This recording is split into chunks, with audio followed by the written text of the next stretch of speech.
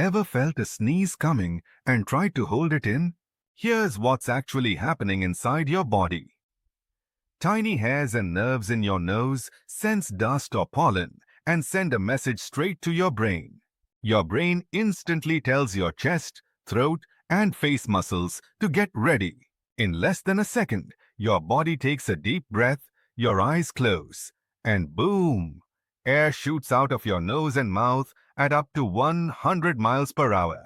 Sneezing is your body's way of blasting out irritants and protecting your lungs. So next time you sneeze, remember, your body just launched a powerful defense.